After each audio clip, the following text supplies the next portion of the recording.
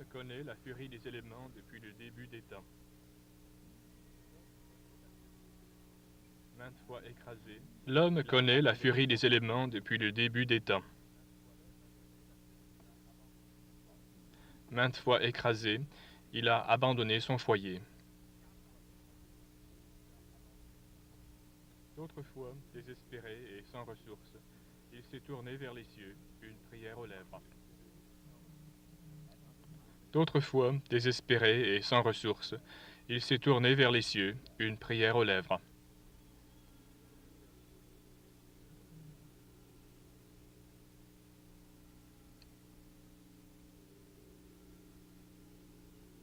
Le temps de la défaite n'est plus. L'homme ne peut commander les éléments, mais il peut certes faire face aux défis de l'avenir. Le temps de la défaite n'est plus. L'homme ne peut commander les éléments, mais il peut certes faire face aux défis de l'avenir. Une rivière en crue n'a plus à se dissiper en pure perte, laissant derrière elle les traces de son ravage. Peu de temps après son indépendance, ayant en vue des buts multiples, l'Inde s'est engagée dans un plan d'envergure nationale concernant ses principales rivières. Peu de temps après son indépendance, ayant en vue des buts multiples, l'Inde s'est engagée dans un plan d'envergure nationale concernant ses principales rivières. Le développement des vallées est à la base de la prospérité nationale, tant pour l'agriculture que pour l'industrie. De grands projets liés à l'irrigation et à l'énergie, et d'autres de moyenne importance dans diverses régions. Ces projets, qui promettent la réalisation d'une foule d'objectifs, ont commencé par la mise en valeur de la rivière Damodar, qui traverse le Bihar et le Bengale occidental. Ces projets, qui promettent la réalisation d'une foule d'objectifs, ont commencé par la mise en valeur de la rivière Damodar, qui traverse le Bihar et le Bengale occidental. Ici, on visait à transformer une vallée de misère et de pauvreté en une région de paix et de prospérité. En juillet 1948, la corporation de la vallée du Damodar avait comme objectif premier le contrôle de l'inondation, l'irrigation. Établie en juillet 1948, la corporation de la vallée du Damodar avait comme objectif premier le contrôle de l'inondation, l'irrigation et la production de l'énergie.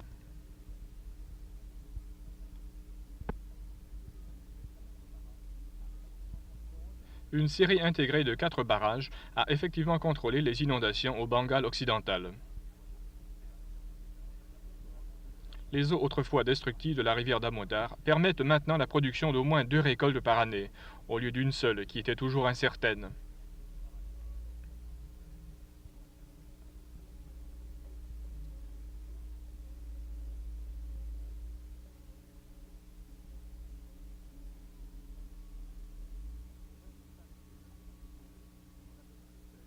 Aux 20 000 familles déplacées par ce projet, on a donné des terres, des maisons et des dédommagements en argent.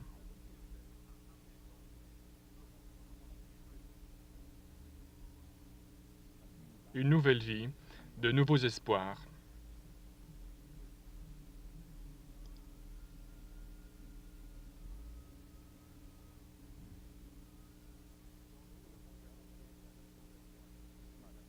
Dans le haut d'Amodar, il y a les inondations à une extrémité de la vallée, l'érosion du sol à l'autre.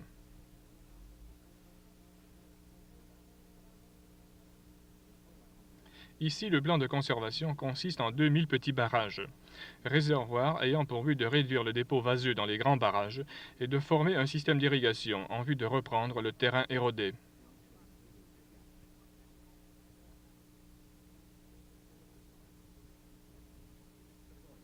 Une exploitation agricole judicieuse et l'expérimentation de récoltes mixtes ont contribué à augmenter la production. Presque la moitié des terres à fouiller ont été reprises grâce à ces différents projets. Avant l'irrigation et l'exploitation agricole mécanisée, cette pauvre terre produisait bien peu, parfois une récolte tous les 3 ans.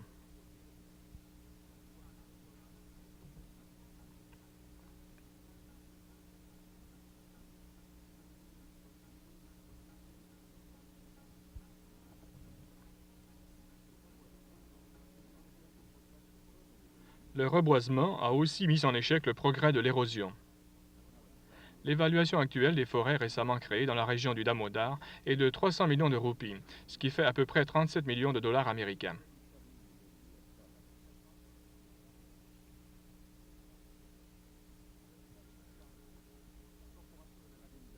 En l'espace d'un quart de siècle, la corporation de la vallée du Damodar, une source d'inspiration pour l'Inde moderne. 11% de la production nationale d'énergie thermique vient d'ici. Un des plus grands systèmes d'énergie sur lequel s'appuie une multitude d'industries.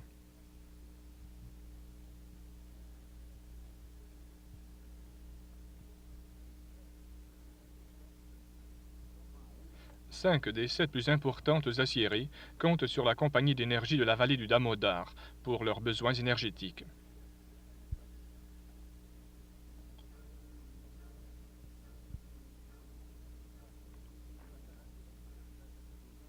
Durgapur, tout à fait inconnu il y a une vingtaine d'années, est maintenant un gigantesque complexe industriel. L'aciérie de Durgapur, contribution importante du projet de la vallée du Damodar.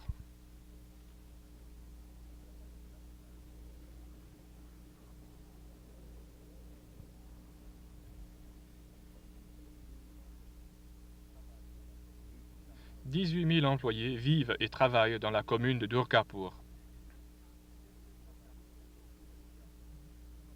Mais qu'est-ce que Durgapur pour ses habitants? Voici le contremaître Casey Pal. Il a été élevé dans une hutte, ici même, sous ce palmier. Il est toujours là où était son village, mais il a devant lui un bel avenir. Anandamoy Mondal, son voisin d'alors. Autrefois, il conduisait un char à bœuf sur cette rue.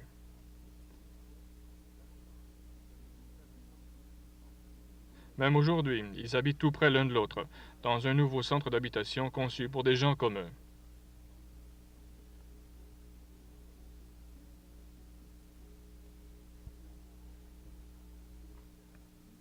Chacun a construit sa maison sur un terrain assigné par l'aciérie.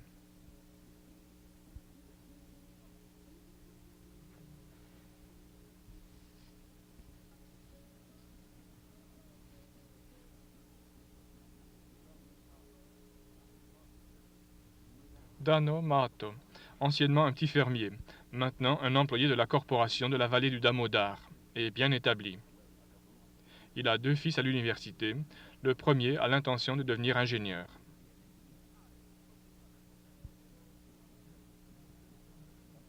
L'industrialisation a ouvert de nouveaux horizons à la jeune génération.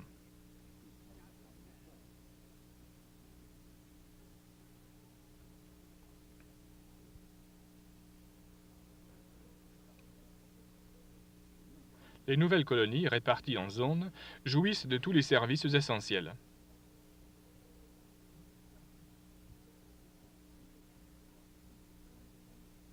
Il y a 7 communes bien organisées et indépendantes dans les environs de Durgapur.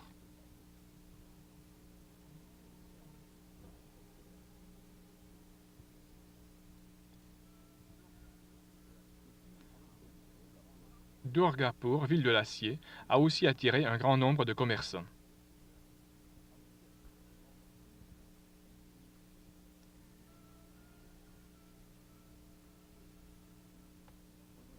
Une diversité de produits et de boutiques dans un mini-centre d'achat.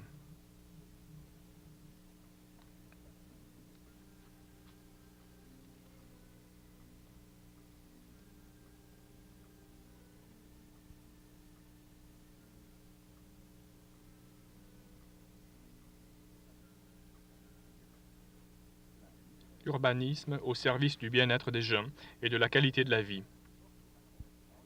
Les services de santé adéquats forment une partie intégrante des soucis humanitaires des grands projets nationaux.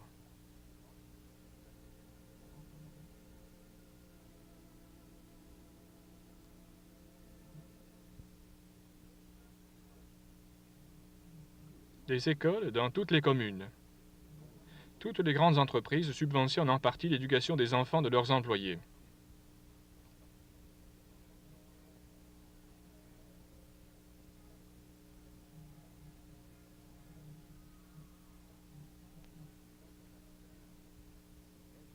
On ne néglige aucun aspect de l'instruction.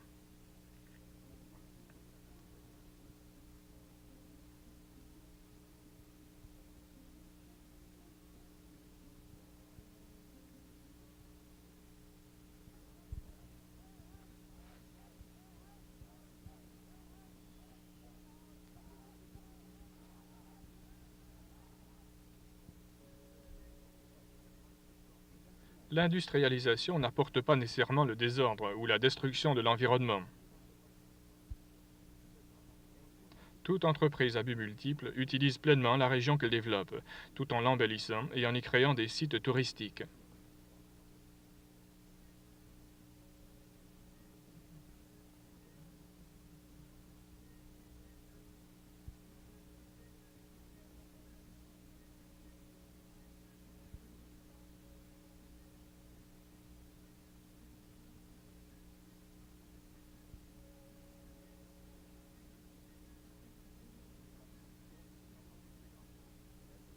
Les bassins forment des endroits excellents pour les pique-niques et le yachting.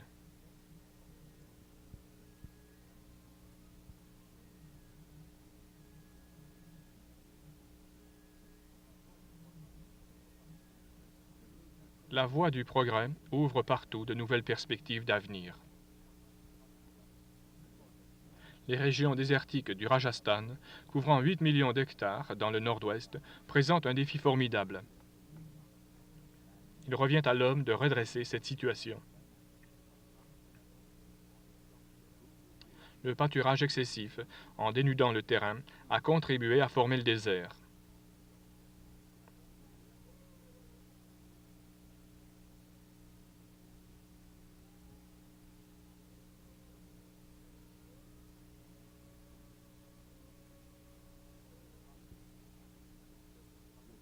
L'extrême rareté de l'eau a réduit la population du Rajasthan à environ 2 personnes par kilomètre carré.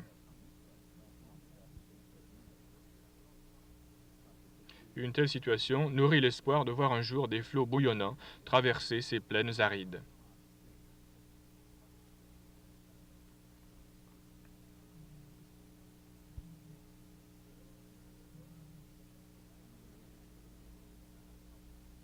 Le rêve se réalise avec le projet du canal de Rajasthan.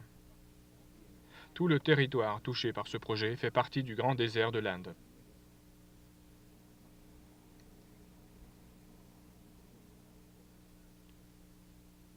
Ce projet a absorbé la main-d'œuvre des régions affectées par la sécheresse. Le travail de canalisation a employé plus de 35 000 hommes.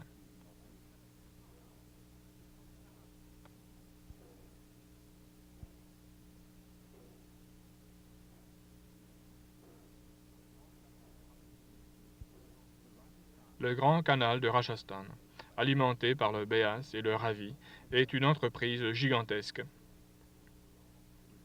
Par son canal d'alimentation, son réseau d'embranchements secondaires et ses canaux de distribution, le grand ensemble du canal de Rajasthan réveillera le désert de son long sommeil.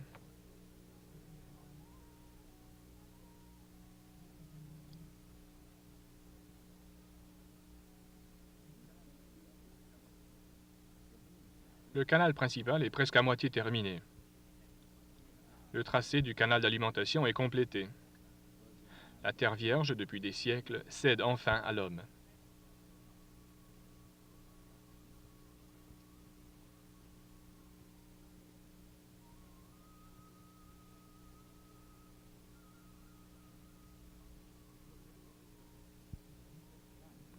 Les projets, de région en région, tiennent compte de la disponibilité des ressources premières et des besoins de l'industrie, afin d'assurer leur développement et leur subsistance mutuelle, et afin d'établir une base solide pour la croissance éventuelle d'une commune.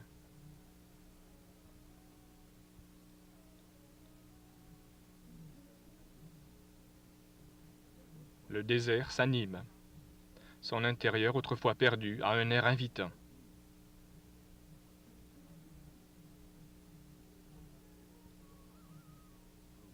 Le progrès pénètre sûrement dans les plus humbles maisons et améliore lentement mais sûrement la qualité de la vie.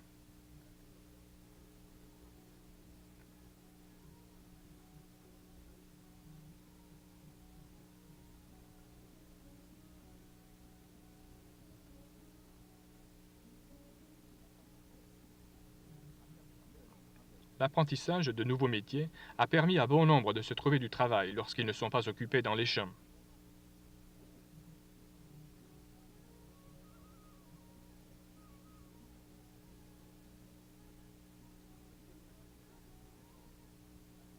À mesure que la terre aride reprend vie, La région avoisinante est transformée elle aussi, au même rythme. Partout, on entend le bourdonnement des transports routiers. Les liens étroits existant entre villes et villages leur permettent de progresser ensemble.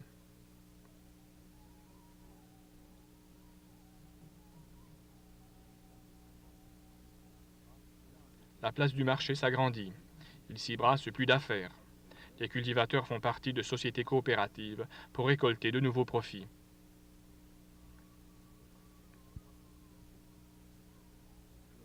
La croissance d'un groupe stimule celle d'un autre.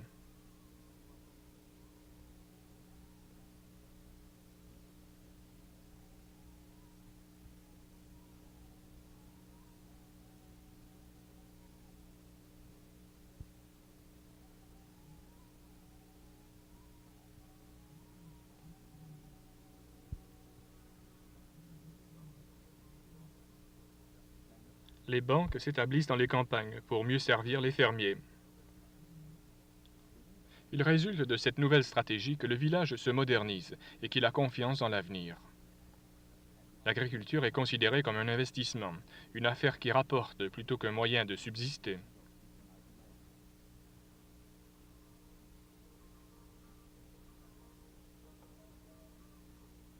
La mécanisation augmente la production et les profits. De meilleures semences promettent de meilleures récoltes.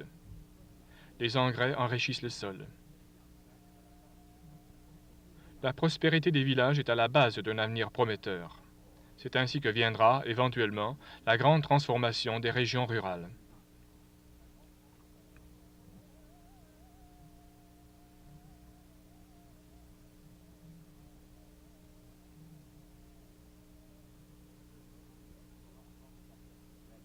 Graduellement, le village aura à prendre sa place dans le courant du modernisme, se rapprochant ainsi des secteurs urbains. Ce lent processus pèse lourdement sur une économie en voie de développement.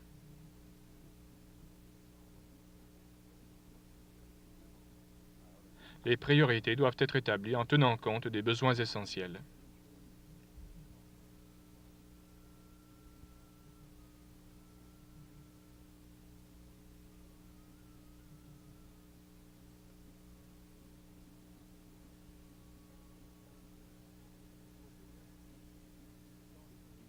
Ces projets, à but multiple, qui s'étendent sur une vaste région, contribuent diversement au progrès et au développement d'un grand nombre de gens. Il s'agit d'une réponse aux problèmes du passé.